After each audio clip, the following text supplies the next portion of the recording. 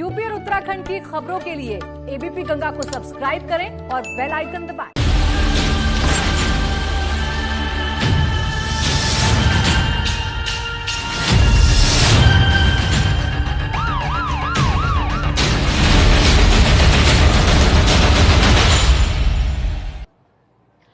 नमस्कार, मैं हूं आपके साथ प्राची पाराशर। वक्त है शाम 6 बजे का और आप देख रहे हैं हाई अलर्ट।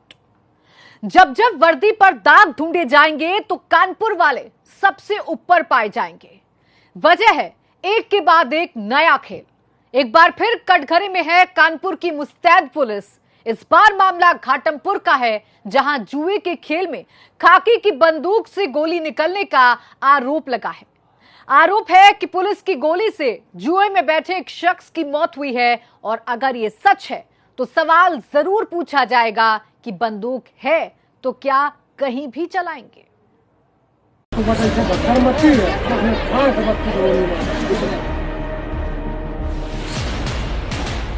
कानपुर पुलिस की नई किरकिरी, फिर कटघरे में कानपुर की पुलिस। बम्बा के पास से आया, मैं भागो पुलिस तो बटन से बदर मची है, मैं कहां से बच्ची गोली मारी, कितने मारी। कानपुर पुलिस पर लगे ये आरोप बेहद संगीन है। वजह है कानपुर पुलिस की नई किरकिरी, जो जुए के खेल से शुरू हुई और मौत के मातम पर खत्म हुई। दावा है कि कानपुर के घाटमपुर में पसरे इस मातम के जिम्मेदार है खाकी। जुए के खेल में पुलिस ने मारी गोली। कानपुर में जुए की फड़ में एक युवक का शव मिला। मृतक का नाम पप्पू सिंह बताया जा रहा है और पुलिस पर गोली मारकर हत्या करने का आरोप है, जिसका जवाब अब कानपुर में कुर्सी तोड़ते अधिकारियों को देना होगा। बंदूक है तो क्या कहीं भी चलाएंगे? खाकी के हाथ में बंदूक थमाई गई, चलाने की ट्रेनिंग भी दी गई। ये भी सिखाया गया है कि इसका इस्तेमाल कब और कैसे करना है, लेकिन शायद घाटमपुर के भद्रस गांव में पहुंची फोर्स ये सारी ट्रेनिंग भूल गई। यही वजह है कि आरोप के साथ एक और दाग लगा है कानपुर में कानून के रखवालों पर। जुए में युवक को गोली मारने का आरोप। दरअसल घाटमपुर कोतवाली क्षेत्र के भद्रस गांव में उस वक्त हड़कंप मच गया जब सुबह जुए की फड़ में गांव के ही एक युवक का शव मिला। शव मिलने के बाद पहले आशंका जताई जा रही थी जुआड़ियों में आपस में संघर्ष के दौरान गोली लगने से युवक की मौत हुई, पर कुछ ही देर में मामला बदल गया। गांव के लोगों और परिजनों का कहना है कि पुलिस की गोली से युवक की मौत हुई। वो जो अकेले आया था, उस वक्त वो अकेले ही आया है, तब उनसे लक्षण हो गई है, तब उसने अपने बचाव के लिए कुछ भी किया, उसने सीधे गोली में कोई चीजें मारी है। एकदम भागे सब लोग ना, एकदम पुलिस का नाम सुन के पप्पू की गोली मारकर हत्या की गई थी और उसके सीने और गर्दन में गोली लगी थी।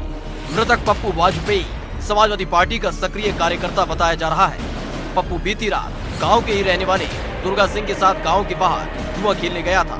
सुबह ग्रामीणों ने जुए की फड़ में पप्पू का शव देखा तो गांव में हड़कंप मच गया।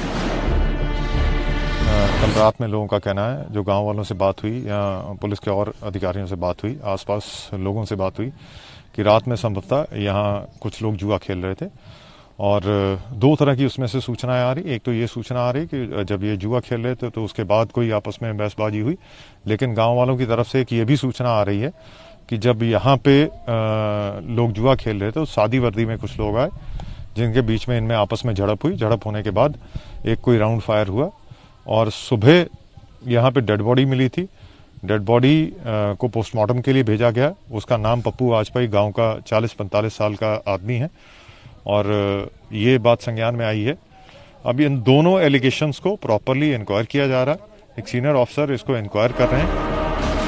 आरोप बेहद संगीन है। अगर वाकई पुलिस के हाथों गोली चली है तो ये जरूरी है कि फोर्स में मौजूद नौसिखियों को सबक सिखाया जाए। एक बार फिर बताया जाए कि कानून के रखवालों को हर गोली का हिसाब देना होता है।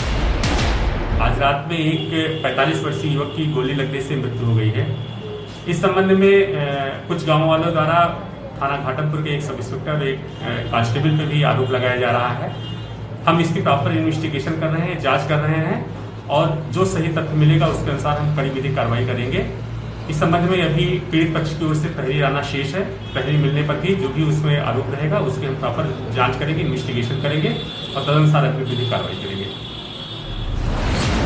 घाटमपुर की ये वारदात कानपुर पुलिस के लिए नई किरकिरी बन गई है। एक बार फिर कानपुर पुलिस कटघरे में है, इसलिए जरूरी है कि पूरे मामले की सच्चाई जल्द से जल्द सामने आए और साफ हो कि जुए की फड़ में गोलीकांड का असली गुनहगार कौन है।